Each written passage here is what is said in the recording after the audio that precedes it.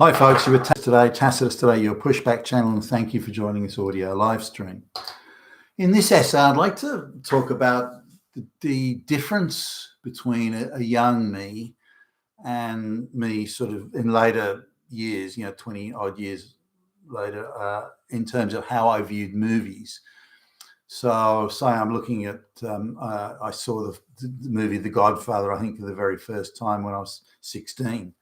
I mean, it had been on the movie scene for quite a while. It wasn't newly released or anything. And I was, I thought it was quite brutal and everything, but I was caught. It seemed like a great work of entertainment and something that stayed sort of with the story rather than going off on some social messaging type tangents. Although I suppose there was a little bit of that in undertone, but not a whole lot.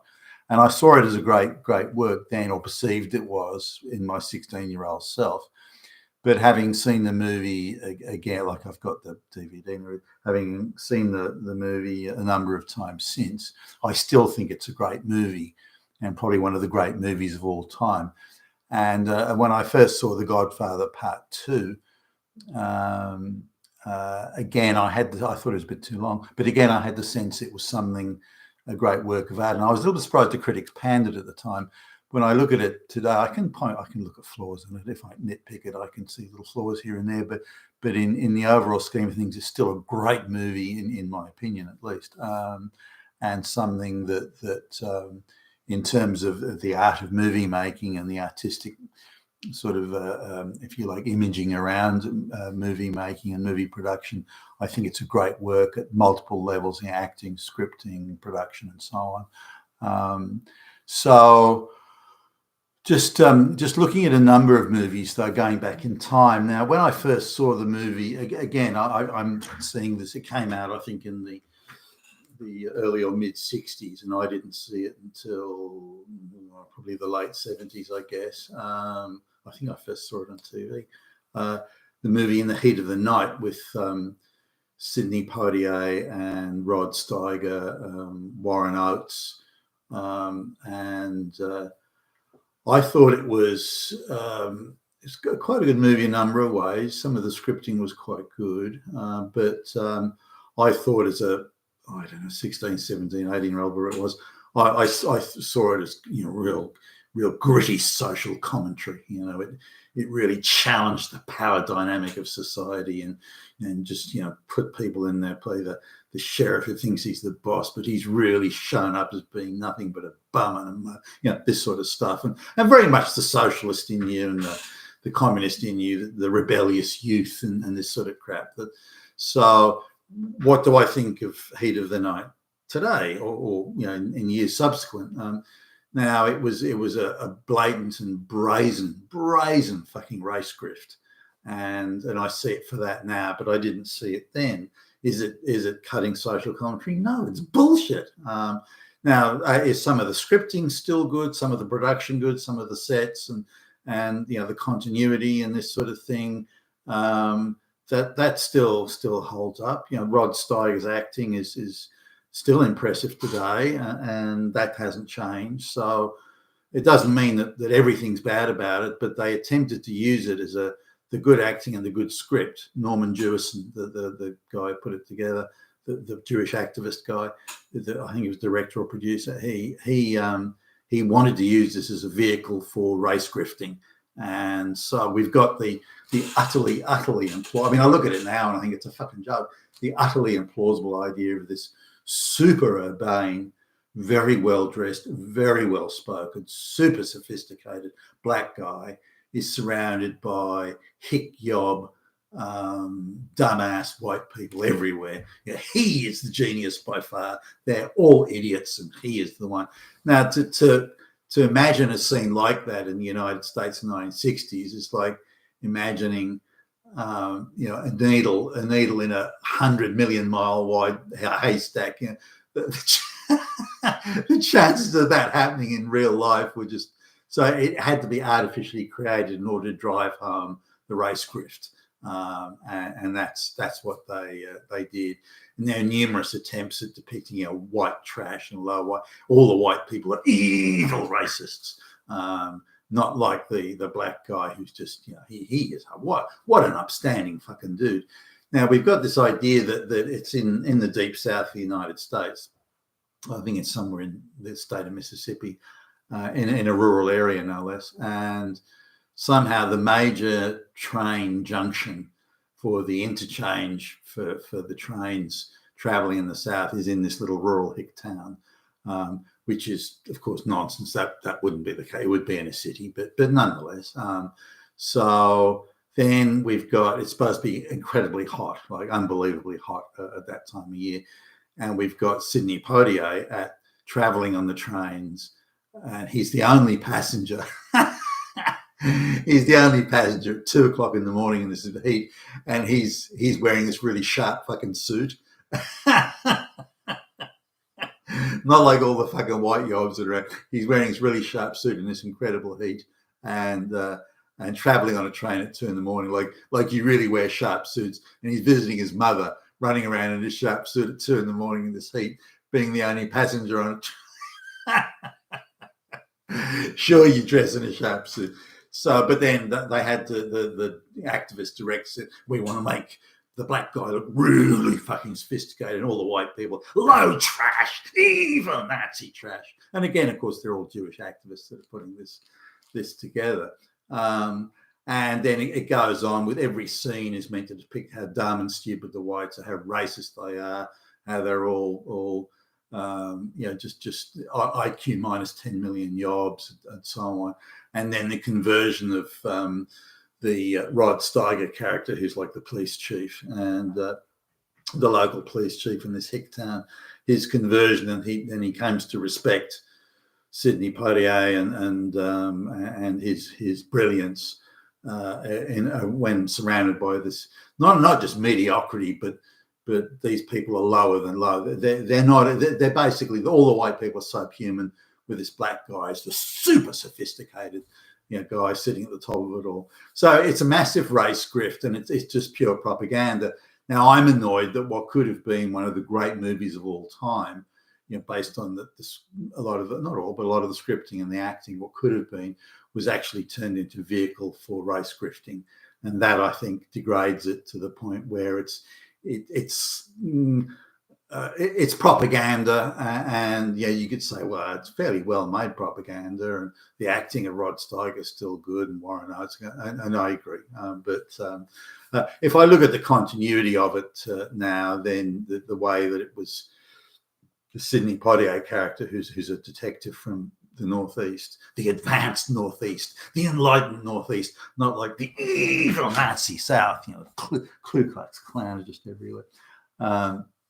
So I'd rate that. I'd downrate that. When I first saw it, I thought, wow, this is cutting edge social commentary. Holy fuck, this is great. I look at it now, it's a sleazy race grift. And so I put it to one side. So I first saw the movie Zulu again on TV. This was an iconic movie from the 1960s. During the McCarthy era in the United States, quite a few of the TV and film people that couldn't get work in the United States, the Jewish activists, Marxist Jewish activists in particular, quite a few of them went to the United Kingdom, where there was a Labour, a socialist government in power at the time, and they welcomed these people in and gave them jobs in the BBC and the TV and movie making industry in Britain. And Zulu was again, it was a Jewish production of a historical British thing about the British Zulu Wars of the 1870s in what later became South Africa.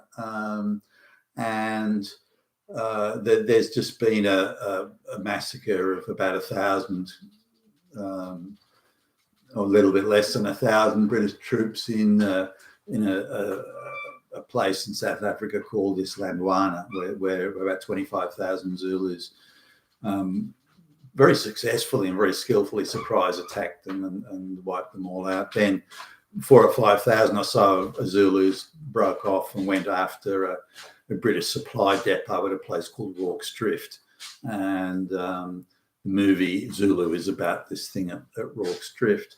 Now,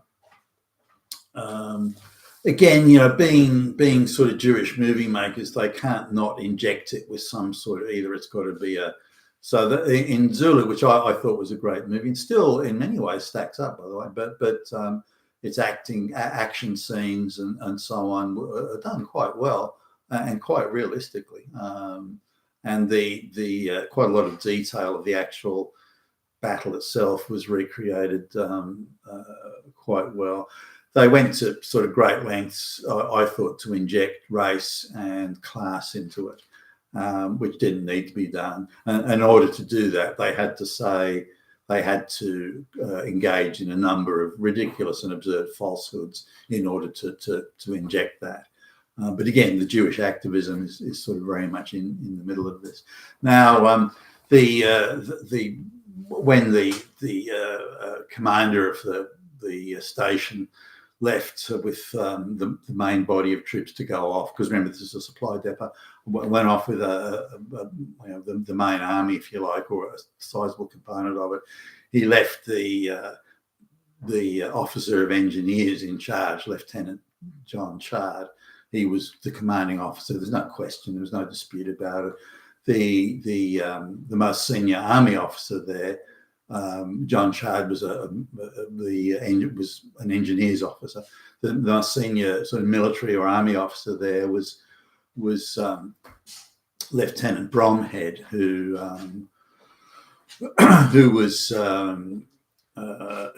was pretty much deaf, and he was like 100% deaf in one ear and hardly could hear in the other one. So he had to be quite close to him and sort of scream in his ear or use sign language. And so he was deemed as unsuitable for command. He'd been a lieutenant for quite some time. Whilst he was considered brave, he was considered in other ways, administratively and so on, pretty useless. But he had a family that had some influence, and so he kind of kept his job. But he was never really going to rise much above lieutenant, captain maybe, but that would be about it. So he was never a contender for this. Now in the movie they made out that he was the commander, but the officer of engineers, Chard, being the far superior tactician, just a much better guy all around, was putting that toffee-nosed aristocrat in his place. The real men that did real work. And he told this bum to fuck off. And that never happened. It was all a lie. The idea that some of the British officers there were saying that the Zulus were just cowardly bums who would run away, when it was patently well known that the Zulus were very brave and very dangerous warriors and were very, very warlike people. So the idea of saying they were cowardly or something was beyond absurd. The Zulus were very warlike people and had been for some time and invaded and wiped out half the tribes in that part of Africa. So, and this was well known by the British and well understood. So the idea the officers would be running around saying, "Oh, those cowardly blacks, those low-life blacks, they're nothing but that's bullshit." Bullshit. It didn't happen. So they had to inject race hustling and class hustling and grifting into the Zulu movie. As a kid, I didn't see that. I first saw the movie, again, I think it was on TV when I was maybe early teens or something, or possibly younger than that. And you can't not be impressed by the spectacle of the movie and the grandeur of its scope. And then that's still today, I think that holds up quite well. For a movie that's pushing, it is. It's 60 years old now. So I thought it was well done, and I still think that. Did they have to push the class hustling and the race hustling? Now, I wouldn't have minded if they'd done that and it was real and genuine and true and factual. Then you could say, okay, well that probably did or definitely did happen. But instead, they had to invent it. They had to invent that conflict narrative, a narrative that did not exist. And then you say, well, that just added some excitement to the movie. No, it didn't. Well, it didn't. You're telling lies to class and race hustle. That's not excitement. You're just pushing an agenda there and a narrative, and again, very much a Jewish perspective on things, and so I would say that detracted from the movie. Does it hold up in other ways? Sure, it does. And did those things devalue it? And more importantly, I want to express how differently I see it now. At the time, I saw it as cutting edge social commentary. Today, I see it as grifting nonsense. Now, looking at say a movie like The Godfather, I think holds up. But looking at movies like moving into sort of the 80s and so on now. Say broadcast news with William Hurt. It was one of the earliest that I remember seeing anyway, one of the earliest movies, and it's kind of a comedy and comedy noir, but it was about how the news industry was changing from facts and reality into gender hustling and things like that was what they really concentrated on here, and how they would simply invent the news, and they would say, find a woman who'd been raped somewhere or something like that. And then they would say, well, look, these rapes are going everywhere. All women need to be scared. You all have to watch this program because there are just millions of evil rapists out there trying to get their hands on you, and trying to turn it into definitely a gender hustle, but a race hustle thing, and being able to create moral panics. And moving away again from factual-based news and reality reporting into fantasy reporting, and this covered, I think, that changeover, and using current affairs programs to just invent sort of oh no, rapists everywhere, oh pedophiles everywhere, that type of stuff. And I think it was the beginning of turning news stations into those sorts of purveyors of what in effect will become full-on propaganda controlled by the globalists. Which was what we see today. So do I think broadcast news, when I first saw it, I was only beginning to come to the realization that this was what was happening to the news. And I only saw this because of the amount of business traveling that I did.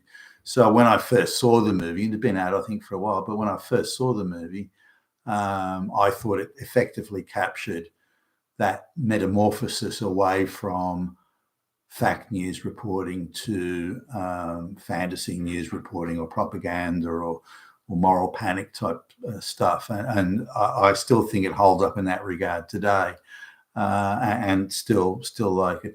Another one that I saw again, and when I first saw it, I don't think it really had much effect one way or another. I thought it was a decently acted movie. But I saw the Sally Field character as being quite evil. And as I got older and began to say, I realised that she was really a pawn, or in effect, in an unwitting, maybe silly and self-destructive, but a pawn nonetheless in the game. The set of Absence and Malice is that the Paul Newman character is the nephew or the cousin or something of some sort of a crime boss in the Florida area.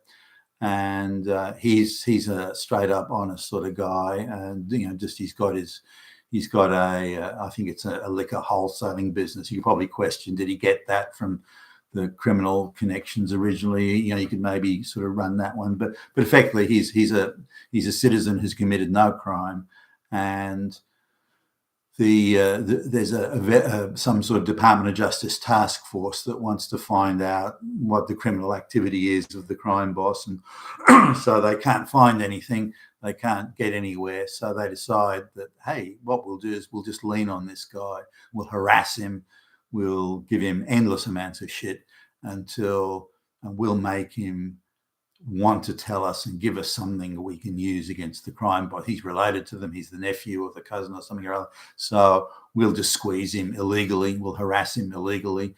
We'll wiretap him illegally. We'll accuse him of crimes that he hasn't committed, and we'll just give him endless amounts of shit. Now they decide to do that, and then they decide to leak it to the media that they're doing this. This is all also to put pressure on the Paul Newman character. Now, this sounds very similar today. If you look at, say, what they're doing, Trump and what they did with the January 6th people, you can see the same type of sequence going on. the false accusations, the leaked stories to the media, the harassment and the legal harassment, and putting people through a torturous pretend kangaroo court process in order to break them and crush them. We can see these same sort of things going on. And this movie, I think, was in the early 80s. It first came out, at least. So now I was already becoming aware of those type of things and what was going on. Again, because I was doing so much traveling, involved in business law and commercial law and contract law and those sort of things. So I was starting to see and I wasn't sure, am I really seeing this? Or am I imagining this? Or is this really going on? And there appears to be international coordination to push an agenda. I mean, maybe I'm just misreading the signs. So I was already in that space when I sort of saw this movie, particularly when I saw it, I think, the second time. And then it started to really ring true about what was going on today. The acting's good. Paul Newman, Melinda Dillon, Sally Field, Wilford Brimley. It's I think, quite a well done. I think the scripting is quite good. Can I again pick little holes in it now? Sure, I can. But I think that holds up as an example of what's going on now. A few of the critical lines in it was the newspapers harassing this Paul Newman character, and they sort of go through it with the legal people. Go through it. Well, we can really say whatever we want about this guy. There's nothing he can do to us. He's powerless to cause us harm. And those sort of were looking at that. In the end, nobody was no one under the systems. No one's particularly accountable. And there's a reckoning. The Department of Justice comes in to talk to the head of the crime strike force, has been harassing the Paul Newman character, and the Attorney General tried to stop it, but he didn't stop it. He softened it. Didn't really, people just didn't do their job. They didn't follow the rules. We want to do this. We don't really care. And standards eventually in the newspaper said, well, it doesn't really matter if we're 100% accurate. Hey, we want to get eyeballs on here, and so on. So everyone just forgot about their job just a little bit, but it was always just enough to create the malaise. And I see that as very real today. So I think Absence of Malice holds up in some ways. The scripting a little bit dated, the old phones and the old answering machines, things like that. So it dates it. Some of the fashions and styles dated, the hairstyles and so on. But nonetheless, I think it generally holds up quite well. Now, if I look at something like, say, Alex Haley's Roots, the Kunta Kinte and all this sort of stuff. And at the time, again, I thought it was, I don't think it was that well made, but I thought, yeah, it's cutting edge commentary here. Yeah. But I look at it today and I can barely watch 10 minutes of it. It is so loaded with fucking propaganda and race hustling that I just can't look at it. And when I go to any sort of movie today, the minute I see race and gender hustling, which is nearly all movies today, that's it. I'm switching off. No, I'm not looking at it. And I was looking at a movie. This is a European movie recently where the main character is white, but his wife or girlfriend ever is black. All the most important leading roles, as in the forensic scientist and the IT genius and all this, they're all black. And so stop with the propaganda already. I mean, either say, look, this is how Jewish activists view the future world or something. I mean, put that in the movie. Tell us it's a piece of activism, but don't pretend that it's entertainment and then inject as much propaganda into it as you possibly can. So I look back at movies you've seen sort of yourself in as a teenager or a young man or young person rather, and have a look and see what you think when you relook at those movies today, or indeed when you did look at them 20 or 30 years later and go, hey, that movie was crap. It is full of propaganda and full of bullshit. Or does it still hold up? Or do parts of the movie still hold up and not others? And a movie like Zulu, I can sort of forgive them that race and class hustling. because the rest of the movie is pretty good and does hold up quite well. So you can say, okay, overall it still gets a pass, but look, in totality, in the heat of the night, I think that could have been one of the great movies of all time without the race hustling in it, and it wouldn't have taken that much to move the race hustling out of it and just concentrate on telling the story, which happened to have a black guy in there at that particular time in those particular circumstances and conditions. And again, it could have been a great movie, but they degraded it, I think, with all the race hustling. Been fantastic today, your Pushback channel. Thank you for listening.